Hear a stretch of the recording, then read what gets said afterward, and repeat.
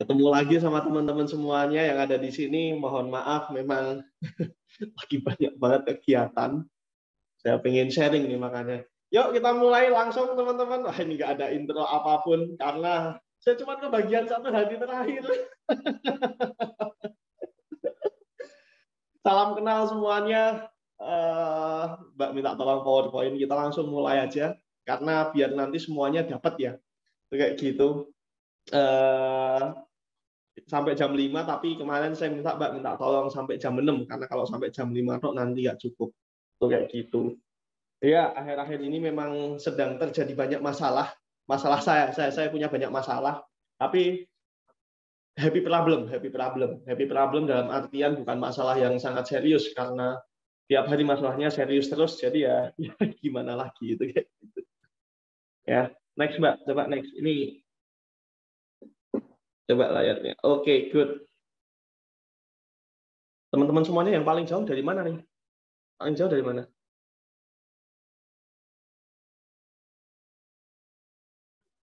Palembang. Dari mana lagi? NTB, Bima, ada yang dari Papua, Makassar. Wih, Mas Afid di Jogja, Mas. Gorontalo, Jogja. Good. Mana lagi yang paling jauh? Kasih, Magelang. Oke, oke. Pada ikut acara growth hacking karena apa ya? Saya jadi deg-degan. Teman-teman, seperti biasa di hari pertama nggak ada masalah. Kita turunin ekspektasi dulu ya, karena banyak orang sakit hati itu karena ekspektasinya terlalu tinggi, tapi ternyata delivery-nya nggak maksimal. Jadi dalam setiap hal saya selalu berprinsip bahwa kalau saya pengen sesuatu, saya turunin dulu ekspektasi, itu pasti. Karena kalau nggak biasanya lebih banyak sakit hatinya, kayak gitu. Ya, jadi kita turunin dulu ekspektasinya supaya kita lebih enak sharingnya hari ini. Mbak Rida bisa bersuara nggak ini? Coba Mbak tes Mbak. Halo, siap. Oke, Aman Mas suaranya? oh ya Mbak Rida bisa bersuara. Good. Yuk, PowerPoint. Sudah Mas? PowerPoint-nya next di Next. next slide.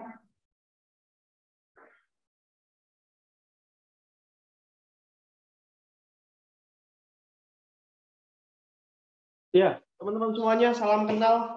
Tak kenal maka tak sayang. Sebagian di sini sudah pada kenal semuanya, cuman saya mau kenalan lagi supaya lebih afdol. Ini kayaknya ada yang kurang ya beberapa hal ya. 2012 sampai 2020 Santara belum dimasukin, Sironium belum dimasukin, Inspirabook belum dimasukin. Oke, good. Ini nanti kita evaluasi lah di belakang. Jadi saya Alvan Wahyu Robani, tapi biasa dipanggil Alvan Robani. Kebetulan sejak tahun 2012 sampai tahun 2020 saya dipasrahin atau dipercaya untuk menghandle beberapa bisnis, menghandle beberapa hal dari mulai dulu awal-awal Inspirabook. BTW teman-teman, saya mulai dari customer service juga ya. Jadi jangan ada ekspektasi Mas Alvan datang tiba-tiba langsung tinggi jabatannya atau tiba-tiba langsung dinaikin seenak jidat jabatannya. Enggak, saya juga perlu pembuktian juga. Jadi kita ada sebuah holding group yang di dalamnya itu ada beberapa unit bisnis, ada salah satunya Photo Story, ID Photobook, Rumah Warna, Cover Super Aksoro, dulu ada Santara, kita sempat coba Sironium, Business Hack ada di dalamnya juga, terus dulu sempat Lanin Property juga, itu ada juga di dalamnya. Tapi ya gitu, yang namanya perjalanan bisnis itu nggak semulus kayak yang orang lain bayangkan. Pasti ada failed, ada gagal. Dan membangun tim itu nggak semulus yang orang bayangkan juga. Pasti ada yang pergi, ada yang resign. Dan itu semuanya sudah terangkum jadi satu di materi hari ini yang saya pengen teman-teman semuanya atau saya sharing sama teman-teman semuanya. Itu kayak gitu. Mas, apakah lebih banyak gagalnya? Banyak banget gagalnya, banyak banget juga nggak terlalu banyak berhasilnya, tapi lebih banyak gagalnya. Nah, yang saya pengen share adalah di sini itu bahwa membangun tim itu proses. Layaknya membangun bisnis, membangun tim bisnis itu juga proses. Nggak gampang, nggak yang seenak, nggak seenak gini. Kita nyetak roti, terus langsung jadi di oven itu nggak yang sehari, nggak yang 2 hari. Jadi bangun tim itu panjang. Itu kayak gitu. Next, Mbak. Saya mulai dari customer service, teman-teman semuanya, mulai dari bawah. Saya juga butuh pembuktian ke teman-teman semuanya juga. Pembuktian ke leader-leader saya yang lebih dulu dan lebih tua daripada saya. Kebetulan saya dulu start di Inspirabook sebagai tim sales, tim deal maker. Saya ngedilin waktu itu, ya saya bersyukur. Bersyukurnya gimana? Saya ditaruh di situ. Ada habit seorang sales atau habit dari ini ya, kalau saya develop sales biasanya zaman dulu itu adalah saya pada saat itu 3 bulan nelpon orang yang enggak saya kenal untuk nawarin produk saya pakai Yellow Page. Saya punya 10 orang, yang sisa tinggal saya tok. Yang lainnya pada resign semua, yang 9. Itu kayak gitu. Itu makanya kenapa teman-teman nanti kalau ngedevelop calon leader atau ngedevelop orang-orang yang pada akhirnya akan dipercaya, jangan sekali-kali dikasih kemudahan. Itu kayak gitu. Itu prinsip saya. Yang kedua adalah kenapa saya juga mulai dari tim customer service dari awal, itu kayak gitu. Saya pengen bahwa oke, kita di sini semua sadar bahwa potensi tim kita itu gede, nggak cuman mereka jadi tim spesialis yang ngerjain kerjaan harian aja, itu nggak kayak gitu. Saya mulai telepon dulu dari jam 6 pagi sampai jam 12 malam tanpa berhenti, sehari 300 kontak dan semuanya nolak, semuanya nge-reject. Itu kayak gitu. Jadi teman-teman tahu ya, kalau di sini ada yang punya Yellow Page, nggak, buku warna kuning. Kalau zaman dulu kan ada ya, ya nggak Pak Muji? Pernah tahu belum Pak Muji? Itu saya telepon itu, tawarin produk, itu kayak ditawarin banget. Itu kira-kira kayak ya emang nggak ada yang angkat, ada yang angkat tapi terus nggak respon, minta proposal udah dibuatin nggak ngasih. Weh Pak Heri, apa kabar Pak Heri? Jadi gugup saya ngomong di depan. Itu kayak gitu, nelpon. Dan itu nelpon. 3 bulan nggak berhenti. Kerjaannya nelpon. Itu sampai mulut saya agak doer kayak sekarang. Makanya sebenarnya saya belajar public speaking tuh ya dari zaman dulu saya nelponin orang itu. 10 orang bareng-bareng masuk, tinggal sisa saya 1 tok. Ya. Jadi perjalanan untuk menjadi leader itu pembuktiannya panjang. Dan dulu saya sempat dikasih tahu bahwa Mas Alvan kalau mau jadi leader itu nggak cukup dekat dengan saya, atau dengan saya itu dulu ada Mas Satya, ada Mas Zulhan, ada Mas Safri, nggak cukup dengan gitu. Mas Alvan harus membuktikan. Oke, sip, apa yang harus saya buktiin dulu kayak gitu kan. Jadi prinsip saya sejak awal itu adalah saya senang menari di bawah tekanan. Jadi kalau ada tekanan tuh biasanya saya lebih bersemangat. Itu kayak gitu. Kalau ada tekanan, ada pressure, ada hal-hal yang itu susah, itu biasanya saya lebih bersemangat buat ngerjain. Itu dulu. Nah sekarang ya, kalau ada hal yang lebih mudah, kenapa hal yang lebih susah? Nah iya kan, gitu. Ya. Pada saat itu kebetulan posisi saya di sales teman-teman semuanya, tapi dulu sempat ada orang, wah kalau sales tuh jarang banget bisa jadi leader, apalagi seorang spesialis yang bagus tuh jarang banget bisa jadi leader. Karena gamesnya leader itu berbeda. Tapi saya patahkan stigma itu bahwa kalau kamu mau jadi leader ya kamu harus hebat di spesialisasimu itu apa, itu kayak gitu. Sekarang prinsip saya kayak gitu. Misalnya kamu product development, kamu mau jadi leader, ya kamu harus jagoan di product development plus kamu bisa manage orang. Nah prinsip saya sekarang kayak gitu. Itu kayak gitu ya. Alhamdulillah 3 bulan pertama nggak ada progres. Bulan keempat saya mulai menunjukkan banyak yang closing, dikit-dikit datang. Bulan kelima ada 20 CS retail, saat itu tak kalahin omsetnya dalam 1 bulan saya sendirian. Gitu kayak gitu, bersyukurnya saya di Inspirabook pada waktu itu. Terus saya waktu dipindah ke Cover Super awal-awal, sebelum diangkat jadi leader juga ada sekitar 17 tim CS retail tuh kayak yang beli 100 ribu, 200 ribuan. Saya sendiri ya tak kalahin semua omsetnya. Itu salah satu nanti kita belajar 5 tangga leadership adalah sebagai pimpinan kita itu harus produksi. Kita produksi itu means berprestasi. Kalau tim kita mau loyal sama kita, mau respect sama kita sebagai leader itu harus berprestasi. Dan itu harga mutlak yang harus dibayar. Jadi jangan kita demanding sama sesuatu, tapi kita sendiri nggak bisa pembuktian. Itu kayak gitu. Ini makanya kenapa sesi ini terbatas. Hanya untuk leader, hanya untuk owner. Itu kayak gitu. Kemarin saya minta. Ya, teman-teman semua yang ada di sini ya. Itu kayak gitu. Waktu itu saya juga dipindah, masih di dunia marketing dan sales. di Rumah Warna Fashion waktu itu, produk cewek. Nah, saya kan, wah gila nih, dari produk buku pindah ke cover, pindah ke produk cewek, gimana ini, pusing kayak gitu.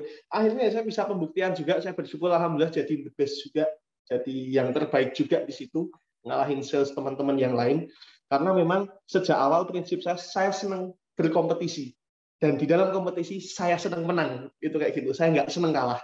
Dan dalam meng-hire tim, saya senang punya tim yang mindset-nya itu pemenang.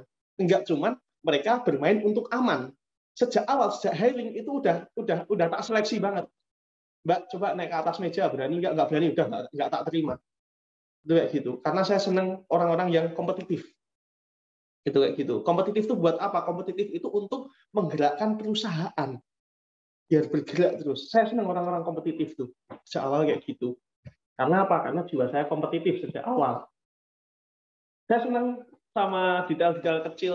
Saya senang aware sama small things karena menurut saya hal-hal kecil ini matters. Saya belajar ini dari apa? Dari beberapa waktu terakhir pengalaman saya benerin perusahaan-perusahaan rusak. Biasanya perusahaan rusak itu kan di people. People-nya kenapa? Karena mereka nggak aware sama hal-hal kecil. Itu makanya setiap ada hal-hal kecil yang ada di depan mata saya dan itu nggak pas, biasanya langsung saya tegur orangnya. Marah nggak orangnya? Ya mau marah, mau nangis, ya udah, wong apa namanya, kalau nggak kayak gitu ya pergerakan di dalam perusahaan lama. Ini saya framing dulu bahwa kalau kemarin Mbak Rindi pendekatannya konservatif, saya pendekatannya dua hal, konservatif dan agresif. Itu kayak gitu. Jadi itu yang penting, kita adalah saling melengkapi. Ya teman-teman, saya mau cerita, saya dari customer service juga, saya dari bawah juga, dan untuk naik itu nggak bisa sekedar naik. Untuk naik itu nggak bisa sekedar naik, kita harus pembuktian. Saya harus membuktikan diri saya bahwa saya pantas naik menjadi leader. Itu kayak gitu. Karena kalau nggak dibuktikan, gimana nanti akhirnya? Kalau nggak dibuktikan, ya orang-orang melihat kita, ah ngapain sih itu leader baru itu? Atau, ah serius Mas Alvan jadi leader, emang dia bisa? Pertanyaan itu selalu muncul. Itu kenapa? Karena kita ngangkat leader, tapi leader tersebut nggak berprestasi, atau leader tersebut berprestasi, tapi berprestasi untuk dirinya sendiri, nggak bisa ngangkat orang-orang yang lain. Karena kalau kita udah jadi leader, games-nya itu berbeda. Games-nya itu adalah mengelola orang lain. Itu kayak gitu. Ya, enggak cuma mengelola buat dirinya sendiri. Tapi karena saking cepatnya ekspansi bisnis kita nggak sabar, ah ya udahlah dia aja kita angkat jadi leader, nanti jadinya blunder. Itu kayak gitu. Ya, ini nanti saya mau cerita pengalaman blunder nih. Saya ada beberapa hal blunder sebenarnya, ngangkat leader yang memang terlalu cepat. Blundernya gimana? Baper. Nggak bisa nge-manage orang lain. Prestasi terus hilang gara-gara kecepatan kita angkat jadi leader. Ya, resign. Karena apa? Nggak tahan jadi leader. Hati-hati loh, orang bagus karena mereka nggak paham ilmu leadership, nggak paham ilmu manajemen, itu bisa resign loh gara-gara cuma diangkat jadi leader. Itu kayak gitu. Ya. Karena beda, seninya menjadi leader itu berbeda. Berbedanya itu gimana? Berbedanya itu orang leader itu, leader ini ya, leader di ekspektasi saya mereka harus punya kemampuan yang lengkap. Lengkap itu gimana? Dia harus seorang generalis. Yang kedua, dia harus paham ilmu manajerial. Yang ketiga, ilmu spesialisasinya itu nggak hilang. Ya, ilmu spesialisasinya itu nggak hilang. Dia tetap hebat saat menjadi leader dengan ilmu spesialisasinya. Yang terakhir apa? Yang terakhir adalah dia punya sifat influence. Nggak kalah sama orang lain. Dia bisa ngatur. Itu kayak gitu. Ya, teman-teman semuanya. Jadi, itu yang perlu banget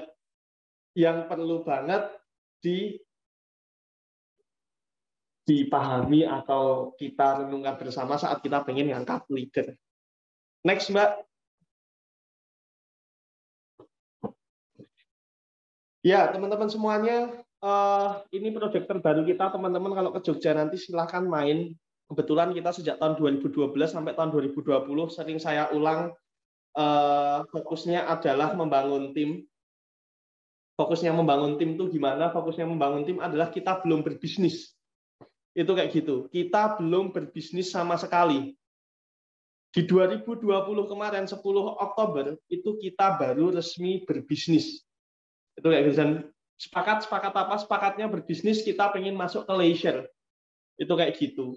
Kenapa masuk ke situ? Ya karena kita kalau mau perang teknologi, Cina udah lebih jago. Mau perang modal, Amerika udah lebih jago. Terus akhirnya apa? Ya udah kita kultural aja. Itu kayak gitu. Makanya kita pengen masuk ke leisure. Tapi ya masih sedikit yang kita mulai. Teman-teman yang tahu tumpeng menoreh, silakan teman-teman bisa main kapan-kapan. Ajak saya ke sana. Saya punya passwordnya nanti. Itu kayak gitu. Kita lagi bangun penginapan juga. Itu nanti penginapan kalau pas awannya turun benar-benar di atas awan itu penginapannya. Jadi ngerasain sensasi nginep di atas awan, teman-teman semuanya. Belum jadi sih, karena kita lagi bangun restonya dulu di sana. Terus kita lagi bangun tumpeng ayu juga. Ini tumpeng ayu ini lift terpanjang di Asia, ya nggak usah ngomongin Asia Tenggara lah, kejauhan. Lift terpanjang di Yogyakarta, 140 meter membentang dari atas gunung turun. Itu nanti dia akan nembus awan di sana. Saya tadi minta gambarnya diupload, tapi ternyata nggak diupload. Gitu. Ya, itu kita lagi masuk ke leisure industry. Ikut nanam saham boleh Mas Alvan? Hehe, bentar Mas, aku butuh strategic partner ya. Ke Jogja aja Mas, naik ke Jogja pokoknya nanti kita ajak main ke sana. Ini lagi dalam tahap pembangunan juga. Terus teman-teman kalau tahu ada skuter di Malioboro yang kemarin sempat dihujat, itu kita yang bikin, biar memang kita menyerang diri kita sendiri. Namanya Hornet Nest. Jadi Hornet Nest. Kayak Israel itu bikin ISIS, Israel itu bikin apa namanya, ya ISIS lah, kita ngomong ISIS saja. Itu adalah untuk supaya negaranya tidak diserang sendiri. Itu kayak gitu. Ya, itu jadi makanya kemarin sempat viral di media seputar di Malioboro mengganggu dan lain-lain. Ya itu ya emang mengganggu sebenarnya, tapi kan secara jangka panjang Malioboro itu kan mau ditertibin ya, pedagang-pedagangnya mau pada masuk ke satu wilayah. Kita sebenarnya dengan adanya skuter itu adalah menambah destinasi wisata baru. Menambah destinasi wisata baru. Itu kayak gitu. Harapannya kayak gitu. Jadi sekarang kalau teman-teman ngelihat itu dari Tugu ke arah Kopi Jos itu kan ramai banget ya. Itu kan ramai orang main skuter. Tapi kalau kita yang ada di Malioboro, bisa nggak tiba-tiba kita usir yang ada di Tugu Malioboro karena mereka ilegal, sedangkan kita berizin. Dan untuk itu saya kemarin udah share di growth hacking offline kan sama teman-teman semuanya. Kita sampai masuk ke pemerintahan dan lain-lain, yaitu buat buat ngamanin itu kayak gitu, buat ngamanin itu. Ya, itu ada juga skuter di Malioboro. Jadi ini on the way, obrolan warung kopi yes, on the way kita lagi bangun VW listrik. Kenapa listrik? Ya karena supaya orang nggak gampang ikut-ikutan, karena nyari mesin listrik kan susah ya. Itu kayak gitu. Kalau VW mesin kan udah banyak, di Borobudur ada 500-an VW mesin mungkin. Kita pengen itu operating di kota, jadi kalaupun mau masuk ke kota VW-nya ya kamu harus listrik. Itu adalah barrier to entry namanya, supaya kita punya barrier to entry yang luas. Orang nggak gampang masuk. Kayak gitu. Ya, teman-teman semuanya, ada balon udara terakhir, kita lagi bersihin lahannya daripada jauh-jauh ke Kapadokia, besok ke Menoreh aja, ada balon udara juga. Kita lagi pasang di beberapa tempat. Goalsnya apa? Goalsnya satu, masyarakat sejahtera. Kedua adalah kita menambah destinasi wisata baru, bahwa main di kota sendiri itu lebih asik loh. Nah, itu kayak gitu. Ya, dengan adanya tumpeng menoreh, biasanya itu penjual gorengan yang sehari cuma laku 8, laku 10, sekarang tiap hari 100, 200. Jadi kayak gitu. Itu kan menaikkan taraf kehidupan, level ekonominya tuh naik. Itulah berbisnis, membangun ekosistem. Itu prinsip kita. Ya, itu. Jadi teman-teman semuanya, nanti kalau ke Jogja, monggo silahkan main, mampir. Ada tumpeng menoreh, tumpeng ayu, ada balon udara menoreh. Kalau mau skuteran, ya skuteran di Malioboro juga bisa. Nginep sensasi nginep di atas awan. Nah itu juga monggo teman-teman semuanya, kabari anak-anak Aksara ya kalau main ya. Ya itu kita lagi moving ke situ bisnisnya, ke pariwisata. Ada satu lahan di Malang sekitar 8 hektar, itu lagi mau kita garap juga, cuman nanti kalau misalnya udah jadi aja lah saya ceritain. nggak elok nek belum jadi saya cerita nanti nggak bluffing. Bohong. Kayak gitu karena kan belum jadi. Ya, itu teman-teman semuanya. Next, Mbak. Nah, ini ya tadi yang tak maksud tumpeng ayu ya, teman-teman semua. Ini liftnya panjang banget 140 meter nih.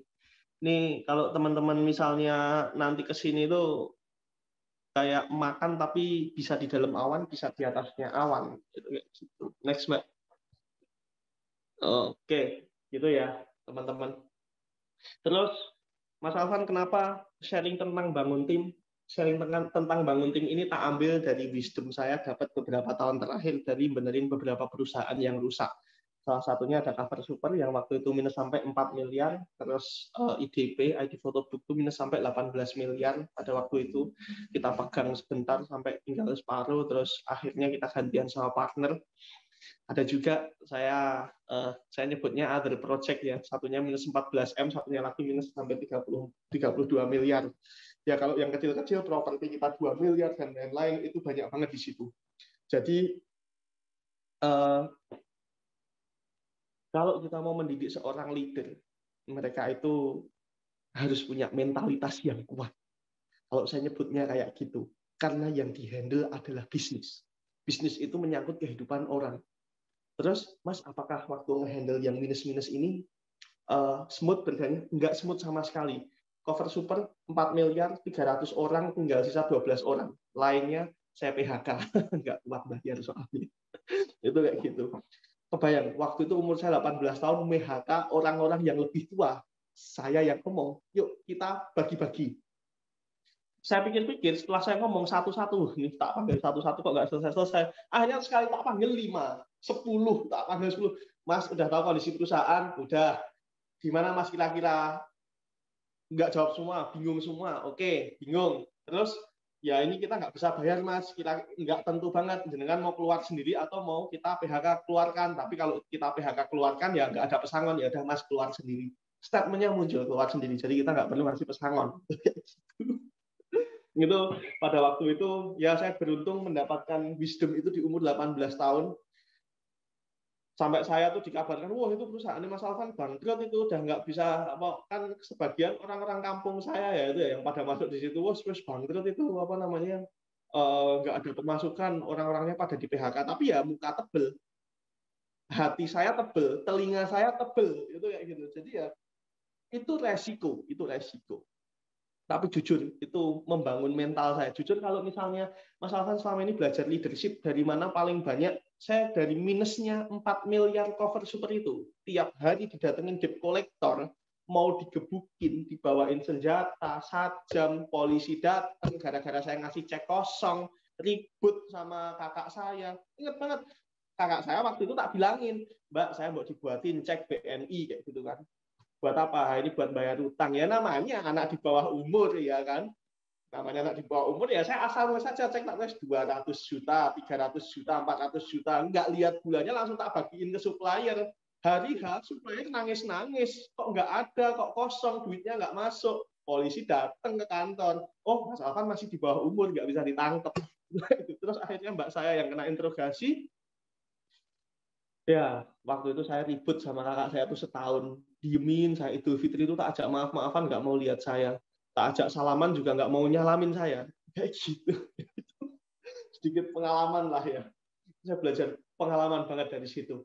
Duit udah habis semuanya. Ya tuh bagi-bagi cek kosong. Ternyata bahaya juga. Kalau sekarang saya bagi-bagi cek kosong udah penipuan. Dan levelnya udah mungkin saya masuk penjara karena secara umur. 18 tahun udah nggak bisa, susah. Ini masih anak di bawah umur. Kakak saya akhirnya yang maju. Nah, kayak gitu. Sempat namanya udah mau di blacklist dari BI kayak gitu kan. Tapi ya pada akhirnya pada waktu itu saya harus bertanggung jawab saya tembusin satu-satu supplier.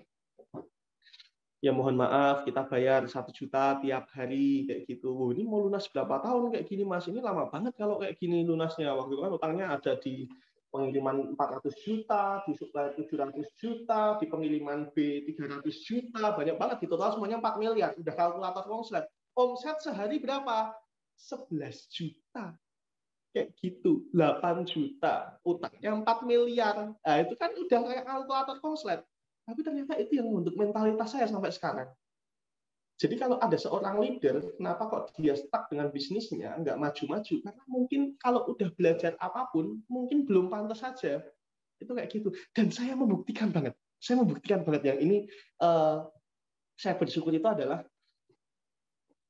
ya bersyukurnya saya pada saat udah lunas, udah selesai, itu lunas tuh saya di umur 20.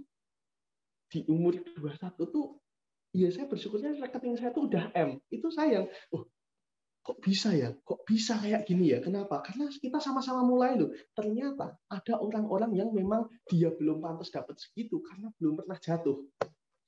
Tapi di luar ini saya lihat bisnisnya teman-teman gede-gede. Saya cuma sharing aja ya.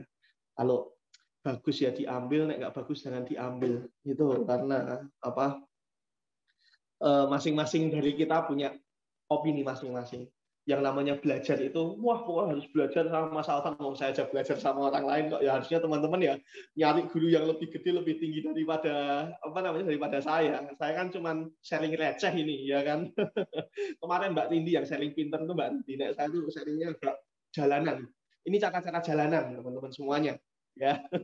Itu kayak gitu. Itu kayak gitu. Di Cover Super, saya belajar banget gimana caranya manage orang pada saat itu. Saya nge-cut orang tuh berarti berapa? 300 kurang 16 itu 284 ya. Nge-cut 284 orang. Ya sekali panggil 10. Tiga, apa, yang paling banyak 10, 15 paling banyak. Gitu. Di sana 16. Kita kerja di di garasi, tadinya kantornya bagus karena kita lagi minus, tak pindah ke gudang masih minus juga, tak pindah kita ke kantor awal kita mulai dulu di Jalan Nakula. Itu sekarang kita buat starting scooter. Jadi bangunan legendaris itu. Saya bersyukurnya setiap perusahaan yang lewat situ tuh pasti sustain. Nah itu kayak gitu setiap yang kita bikin. Gede nggak omsetnya? Enggak gede. Paling ya tembus miliar. Cuma nanti habis itu saya harus membagi tugas dengan Mbak Lili dan Mas Afrik. Saya starting dari awal sampai tembus 400 juta pertama atau 1 miliar pertama. Targetnya setahun punya 10, kayak gitu aja. Yang gedein siapa? Yang gedein nanti Mas Afrik. Itu kayak gitu. Good looking, good rekening. Good looking, good rekening, utangnya banyak. Kalau motivasi paginya tuh udah nggak dengerin YouTube lagi, motivasi pagi, ayo semangat kerja, bayar utang. Itu kayak gitu. Mas Alvan punya hutang nggak? Saya punya hutang. Kebetulan tiap akhir tahun tuh bank selalu datang ke rumah. Mas, buat dipinjem, Mas, buat dipinjem. Ya ini kepercayaan ya. Bisnis itu makanya kepercayaan. Kita boleh boleh kita percaya sama riba ya, kita jangan menjalankan riba. Kita percaya bahwa hutang bank itu membantu bisnis ya, kita lakuin. Jadi saya pikir kita belajar di sini terbuka semuanya, open minded semuanya, bahwa hutang itu nggak apa-apa asal hutang produktif ya, dan saya bersyukurnya hutangnya produktif. Masalahnya uang di rekening banyak enggak, uang saya muter semuanya di bisnis. Itu kayak gitu. Karena kalau uang di rekening rugi, setahun kena inflasi 4%. Kalau di bisnis itu kan return 10%, 30% sebulan, itu selalu kayak gitu. Dan muter terus. Itu yang bikin saya lapar sampai sekarang tuh gerak terus. Itu kayak gitu. Muter terus, karena muter terus.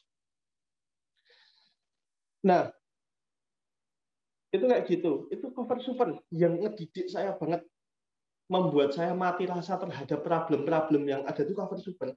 Tiap hari saya didatengin 7 orang, 8 orang, semua debt collector, mereka lebih tua, nelpon, sehari itu telepon saya berdiri mungkin 300-400 kali itu ada panggilan masuk ya. Kantor didatengin, anak-anak pada diancem pada saat itu.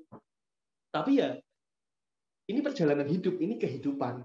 Saya percaya bahwa leader itu harus punya hal-hal seperti ini. Jangan dikasih gampang-gampangnya. Karena nanti secara kedewasaan berbeda. Saya jadi merasa bahwa, saya bersyukur pada saat itu kenapa saya dipercaya nge-handle perusahaan ya. Waktu itu udah saya ribut sama BOD pada saat itu, tapi saya sama partner saya namanya Mas Zulan Indra Putra.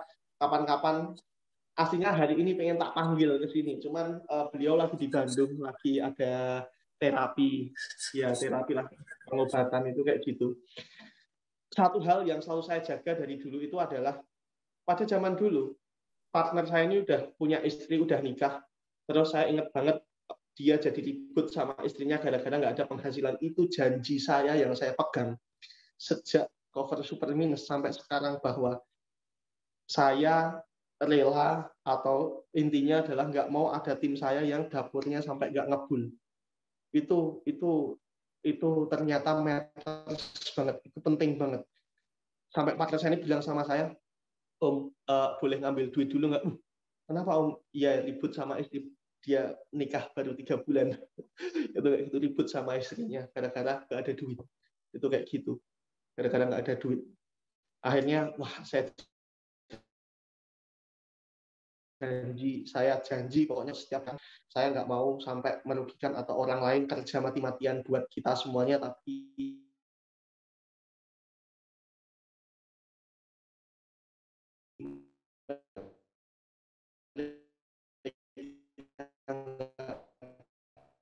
dapat apa-apa. Itu yang saya buat ngehandle hidup orang. Itu kayak gitu. Jangan sekali-kali main-main atau kalian nggak bisa deliver. Jadi kalau kepercayaan saya sudah masuk ke tahap spiritual, itu kayak gitu. Karena di setiap bisnis ada keluarga yang dihidupin. Itu makanya kalau ada yang tanya kenapa energinya nggak habis, karena itu. Orang tua dulu saya pernah susah kayak gitu. Jadi saya nggak pengen orang-orang yang kerja di tempat kita semuanya itu ikut susah. Itu pentingnya nanamin spirit di leadership itu kayak gitu.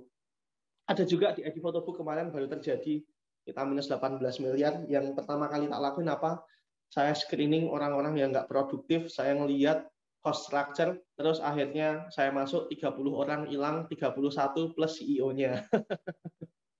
CEO-nya juga hilang. Bisa-bisanya CEO gaji 100 juta sebulan, perusahaan minus sampai segitu, itu kan nggak masuk akal. Itu kayak gitu kan? Loh kok bisa mas CEO-nya gaji 100 juta sebulan? Di Jogja tinggalnya.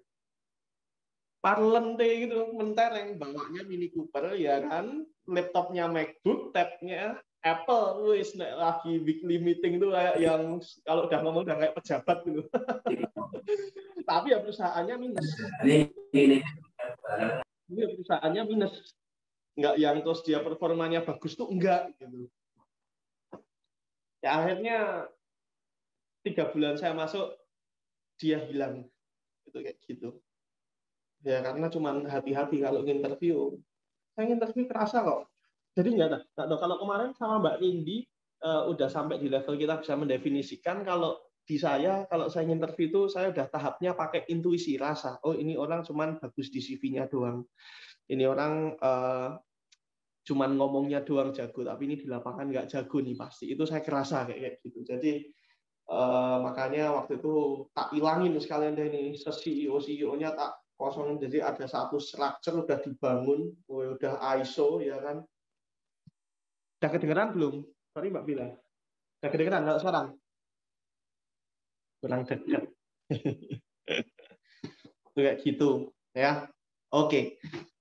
Tak ilangin semuanya, satu structure tak bubarin semuanya. Tinggal saya tim marketing, satu tim produksi yang bisa tak pegang, terus lainnya tak bubarin semuanya. Ya alhamdulillah berlangsung membaik, positif, profit dari gajian 670 juta sebulan gajian, tinggal 120 juta sebulan. Itu saya kebayang ya, ngilangin berapa orang ya.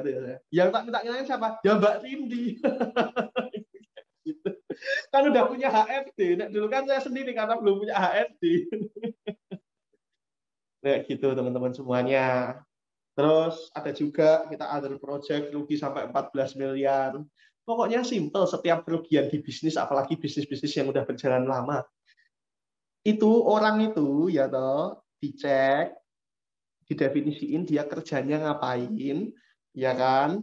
Kalau nanti kita udah definisiin kerjanya ngapain, dicek lagi hasilnya ngapain, dia hasil dari kerja itu ngapain, resultnya apa. Nek nggak ada resultnya, jangan lama-lama ada di dalam perusahaan, segera diilangin. Itu kayak gitu. Jangan merawat jamur. Nek merawat jamur nanti kita ikut busuk, kayak gitu loh maksudnya. Ini perusahaan bukan yayasan, kecuali nanti kita mau bangun yayasan. Nah itu nggak apa-apa kayak gitu. Ini perusahaan. Kita sebagai leader, owner, HR leader itu harus objektif melihat hal-hal kayak gitu, ya. Kasihan, mosok gini. Masa ownernya nggak happy? Waduh, bingung aku ini besok tombol. Lah gimana? Mereka pada kerja atau enggak? Harusnya mereka kerja kan nggak tombol. Iya nggak sih? Kalau kita hitung beneran kan nggak tombol harusnya. Itu kayak gitu. Itu kita harus objektif di situ. Karena kalau kita nggak objektif di situ, hati-hati. Perusahaan nanti jomplang. Dan itu hidup orang banyak, teman-teman semuanya. Oke, gitu ya. Nah, ini yang pada ngantuk, angkat tangan. Kelihatan. Terakhir, di proyek terakhir, kita rugi sampai 34 miliar. Tak bubarin semua timnya. Wah, kalian kerja apa enggak? Ini tuh 34 miliar. Kita pecah perusahaannya jadi dua. Mana perusahaan yang punya utang, mana yang enggak. Siapa yang membuat ini jadi utang, partnernya. Kita pasai, kamu tanggung jawab di sana sampai lunas pokoknya. Walaupun partneran, kita objektif kok. Kita berteman pakai hati, berbisnis pakai akal dan logika. Itu kayak gitu prinsipnya. Tapi kita balik lagi ya, saya sering main ke rumahnya, ketemu keluarganya, nganterin roti. Kemarin lahiran belum tak jengukin, astagfirullahaladzim. Itu kayak gitu. Ya, sedikit cerita yang tidak menginspirasi. Saya harapannya teman-teman lebih berhati-hati aja kalau nge-hire orang. Jangan asal nge-hire. Ini saya habis kejadian juga. Ada satu unit bisnis baru, karena masih terlalu muda leadernya, terus timnya pada babar semua. Ngangkat leader terlalu muda itu ternyata juga bikin, juga mereka masih gampang baper gitu loh. Bukan jaminan juga loh. Milenial dipimpin sama milenial tuh. Makanya kalau saya sekarang ada milenial, yang mimpin tuh pasti orang-orang yang udah berumah tangga. Lebih bisa mengayomi. Terus ngomong sama saya, diskusi sama saya lebih nyambung. Itu kayak gitu. Ya, kita masuk ke materi, setuju atau enggak? Yang setuju, chat setuju. Chat angkat 777. Udah kayak moderator saya di sini. Mana ini moderatornya ini? Ini moderator kok nggak kelihatan. Aduh. Nah, akan saya tuh lagi agak kurang sehat teman-teman semuanya. Banyak begadang, tak minum dulu. 76. Next, Mbak. Jadi teman-teman semuanya, di dalam membangun tim, no finish line, no shortcut, dan ini adalah termasuk long term games, game jangka panjang. Cara singkat membangun super tim, serius ngapusi itu, serius percaya sama saya. Nggak ada cara singkat bangun tim itu, nggak ada. Coba kalau ada, aku mau belajar juga. Dah saya siap mendengarkan pokoknya di Zoom juga atau ketemu. Serius nggak ada cara singkat bangun tim itu. Semuanya itu butuh proses. Kita harus lebih menghargai proses, kita harus lebih kuat sama proses. Kita temenin, kita investasi hati, investasi pikiran, investasi tenaga, investasi uang, resign bikin bisnis sejenis. Siapa yang kayak gitu? Ya, dan itu normal terjadi. Bahkan di tempat saya kemarin terjadi juga. Data invest, beliin tiket, kasih dibangunin rumah, gajinya digedein, adiknya disekolahin, setiap pulang kasih oleh-oleh, keluarganya dicat, ditouch, bisa-bisanya keluar bikin bisnis sejenis. Kayak gitu. Itu kan tidak beretika. Tapi ya nggak apa-apa, hal-hal kayak gini buat diketawain aja ya kan. Ternyata membangun tim tuh, itu tuh kayak gini, udah loyal banget orangnya tuh, loyal. Ternyata loyal di depan doang, di belakangnya mah ini bawa pisau nusuk dari belakang, gitu kayak gitu. Terus gimana Mas? Ya udah, next kita bangun yang lain, itu kayak gitu. Kita benerin lagi, itu kayak gitu loh. Ya, capek-capek di develop, jadi kompetitor.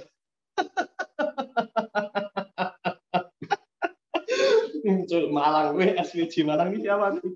Aku mau ke Malang loh minggu depan. Boni, Mas. Aku mau ke Malang minggu depan. Mau ketemu bapak pemangku adat di Malang. Loh toh, yakin aku di develop, disayang-sayang, diinvest, dikasih waktu kita, ajak makan bareng, tahu dapur luar dalam, terus 3 bulan lagi, atau kok ada kompetitor di sini, ternyata orang dalam kita sendiri yang bikin. Kayak gitu. Ayo siapa ini yang ada di sini kayak gitu? Yakin, yang sabar. Gitu. Tapi kita selalu bilang bahwa Mas, hati-hati, Jogja itu sempit. Kenapa? Jadi ya semangat saya adalah semangat ekspansi itu ya. Pada akhirnya kamu ujung-ujungnya ketemu kita lagi gitu kayak gitu. Itu yang malah jadi bikin saya makin semangat. Maksudnya apa? Ada yang nge-challenge gitu. Kita dancing in the rain kayak gitu kan, yang kita walaupun hujan itu tetap berdansa terus, tetap menari terus. Dan semangat itu, spirit itu yang harus ditanamin teman-teman kan leader. Kalau dia ada tekanan dikit aja kabur, udah serius, nggak usah jadi leader. Ya, nggak usah ada di perusahaan. Nah, saya kayak gitu lah. Ya, itu. Oke, Mbak, masuk ke materi kita. Jadi membangun tim itu infinite games ya teman-teman. Kita harus benerin mindset kita dulu. Jangan yang Mas gimana Mas, saya pengen ngirim tim saya supaya nanti pulang-pulang dari workshop bagus. Iya, seminggu bagus, sebulan bagus. Lihat setahun masih ada atau enggak. Jangan-jangan udah jadi kompetitor kita. Iya kan? Udah di workshopin sampai jutaan. Itu kan seni khusus. Makanya saya tuh malah kalau teman-teman semuanya mau membangun tim, itu harusnya teman-teman lebih banyak nungguin timnya. Iya kan? Mas, aku pengen bangun tim, terus pengen pensiun dari bisnis. Oh, itu nggak usah mending. Itu kayak gitu. Saya tuh kemarin lupa nyeleksi. Nyeleksinya apa? Mbak, aku nggak pengen ada yang pengen bangun tim, terus cuma pengen pensiun ya. Karena di dalam bisnis itu nggak ada pensiun. Membangun tim pensiun itu nanti tim kalian berbisnis sendiri. Serius itu. Soalnya nggak ada yang nge-touch. Mereka tuh bagaimanapun butuh sentuhan-sentuhan dari kita. Itu kayak gitu. Kecuali bisnis yang udah umurnya 50 tahun, 100 tahun, udah IPO di BEI, mereka udah punya sistem yang kuat di sana. Itu kayak gitu. Nah, makanya kita akan belajar membangun sistem.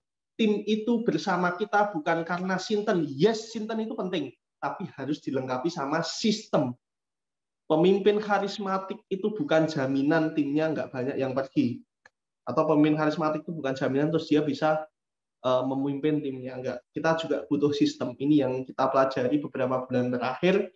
Kita belajar tentang sistem dan bagaimana membangun tim ini supaya lebih sustain. Kalau Mbak Rini kemarin cerita, Mas Alvan jam 1 pagi, jam 2 pagi masih ngechat timnya, yes. Saya masih chatin, wah Mas enak nggak? Enak, saya enak. Saya udah mati rasa nggak enakan, saya itu udah mati rasa. Kayak gitu. Sabtu Minggu kalau belum target tetap saya chat, Mbak briefing pagi tak gituin. Pokoknya kamu belum target minggu ini. Ya nggak tahan gimana? Pergi sendiri ya nggak tahan. Itu kayak gitu. Ya nggak apa-apa. Mosok kita ngikut tim kita loh yang harus ngikut kita. Itu kayak gitu. Nggak boleh mosok kita yang ngikut tim kita. Itu perusahaan punya siapa, usaha punya siapa gitu loh. Maksudnya pimpinannya siapa di situ. Itu kayak gitu. Ini makanya saya materi hari ini sebenarnya khusus owner, leader, sama pimpinan leader ya. Jangan ada tim yang dengar. Nanti sakit hati. Ini moderatornya juga tak pilih juga yang dari Aksor. Dari sejak awal tuh kalau event kita yang milih. Nanti terinspirasi pada bisnis sendiri. Nah, ini lagi Pak Didi. Pak Didi nggak ada di sini loh. Mau tak bercandain kalau ada di sini. Itu ya teman-teman semuanya ya. Nah, hari ini tuh ada tamu spesial, kayaknya sengaja banget ini panitianya supaya saya cuma sedikit aja waktunya. Tamu spesialnya tuh saya suruh jadi moderator, padahal tahu sih saya bingung suruh jadi moderator. Yuk, next Mbak. Oke, next lagi. Teman-teman semuanya, 4 hal yang harus dimiliki oleh pemimpin. Pemimpin itu harus punya visi yang jelas. Kalau saya dulu benerin perusahaan, visinya apa? Perusahaan ini profit. Itu kayak gitu. Terus siapa yang aware atau siapa yang mau bergerak supaya perusahaan ini profit? Oke, kamu ikut saya. Yang nggak mau, kamu nggak usah ikut saya. Nah, itu kayak gitu. Ya. Terus, yang namanya leader itu harus mau memandu timnya. Mosok leader cuma ngasih direction, nggak mau mandu timnya. Itu nggak boleh. Ya. Selain itu, supaya tim itu betah dan tahan sama kita, ini makanya kenapa setiap benerin perusahaan rusak, moral dan motivasi tim itu harus saya jaga. Kayak gitu. Tiap pagi saya jam 7 pada waktu itu nge-briefing teman-teman semuanya, terus tiap malam tak ajak makan, semangat semuanya, ayo tak kasih ini loh progres laporan keuangan, hari ini kita berhasil bayar hutang segini, ayo semangat semuanya. Mereka jadi tergugah. Ternyata dari 16 kesaring lagi tinggal sisa 8 pada waktu itu. Kebayang 316, 8. Wah, ini perusahaan apa? Ini di luar udah kayak yang omongannya macam-macam semua. Tapi 8 itu sekarang semua mereka jadi core team. Jadi tim inti kita semuanya. Kayak gitu. Ya saya bersyukurnya ya 16, 12, 8. Ya angka 8 atau 8 sih, 8 atau 9 lah pada waktu itu. Leader itu harus punya 4 hal ini. Ya, coba teman-teman sekarang ada yang punya leader, kalau ada mereka punya 4 hal ini atau enggak? Itu kayak gitu. Ya, dicek ya. Harus punya 4 hal ini. Dia harus punya visi yang jelas, visinya tercapai targetnya. Oke, untuk tercapai targetnya harus apa aja yang dilakukan? Kayak gitu. Harus jelas, harus clear. Ya.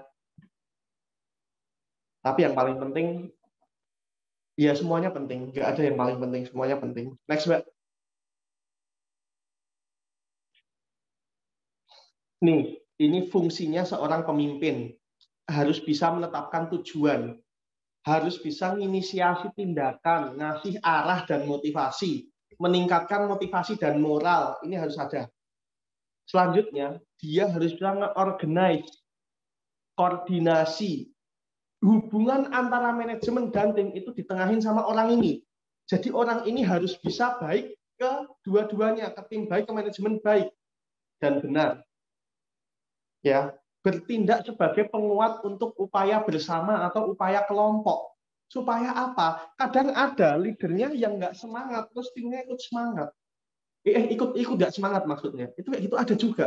Itu leader mini-mini. Ya, leader mini-mini itu harus satu, di-develop mentalitasnya supaya jadi kuat. Yang kedua, kalau dia masih nggak bisa di-develop, saatnya dihilangkan. Nah, itu kayak gitu. Cepat aja, kita berbisnis itu selain konservatif harus agresif juga. Jadi dua hal ini harus bersama. Ya. Next, Mbak. Menjadi pemimpin itu harus punya kualitas pandangan ke depan, harus punya dorongan, inisiatif, harus pede, dan punya integritas. Kalau leader kita nggak punya ini, please jangan dijadiin leader dulu. Nanti capek kita di atasnya. Ya, itu kayak gitu. Dia harus punya kualitas. Leader itu melihatnya ke depan. Jangan leader kok yang diomongin masalah. Terus saya waktu benerin perusahaan itu, setiap orang yang ngomongin masalah itu langsung tak ilangin dari perusahaan. Karena masih muda juga pada saat itu kan, idealis banget loh saya. Pokoknya harus solutif, ngomonginnya solusi. Kita tuh lagi kena masalah, kamu makin ngomongin masalah, saya makin pusing kayak gitu kan. Pokoknya kita semua bahasanya di sini solusi semuanya, kayak gitu. Maaf teman-teman. Nah, terus habis itu akhirnya kesaringnya ternyata jadi segitu, orangnya sedikit. Tapi lucunya sampai sekarang ini perusahaan minus nih, Cover Super itu tuh mereka tuh value-nya tuh masih sama. Sabtu Minggu masih kerja karena belum target, tim salesnya, tim marketingnya. Ya saya nggak minta buat kerja ya. Kalau mereka mau kerja, alhamdulillah gitu loh maksudnya. Tapi karena dulu 3-4 tahun lalu pernah merasakan hal seperti itu, mereka jadi lebih ngotot, jadi lebih aware bahwa harus hati-hati. Itu kalau saya ngelihat di progres di WhatsApp, jam Minggu pagi jam 1 jam 2 mereka pada update, leads masuk segini, menolak karena ini, itu kayak gitu, tumbuh di situ. Karena apa? Karena 8 orang yang saya pegang sejak awal, mereka masih menjaga. Itu kayak gitu, masih menjaga value itu. Ya, kebayang ya teman-teman. Itu kayak gitu. Next, Mbak. Nah, makasih ya, Pak ya. Ada minum. Next. Oke. Setiap seorang pemimpin itu perlu punya hal-hal ini. Yuk. Belum sejam. Ya. Punya kepribadian yang baik, stabilitas emosi. Pemimpin tuh harus stabil emosinya. Marah boleh, Tapi habis itu ya ketawa-tawa lagi, jangan baper dibawa sampai ke rumah 2-3 hari ya kan. Terus habis itu pulang ke kantor bad mood, aku nggak mau ke kantor lagi. Ya, itu mah bocah bukan leader ya kan. Masa leader baper? Ya, ada nggak leadernya di sini yang baper? Kalau ada sekolahin dulu. Gimana? Di kehidupan sekolahnya biar nggak baper. Kasih hal-hal sulit, serius. Kasih hal-hal sulit. Leader itu harus dikasih hal-hal sulit. Kalau udah lewat hal-hal sulit, mereka harus mengerjakan hal termudah. Itu kayak gitu. Tapi nyarinya dari hal-hal sulit. Ini anak-anak aksara lagi tak lewatin hal-hal sulit semua. Lagi nggak ada baik-baiknya sama sekali saya. Mbak Rifda aja habis nangis nih. Tadi yang lihat mukanya Mbak Rifda siapa habis nangis. Mana Mbak kok nggak muncul? Gitu kayak gitu.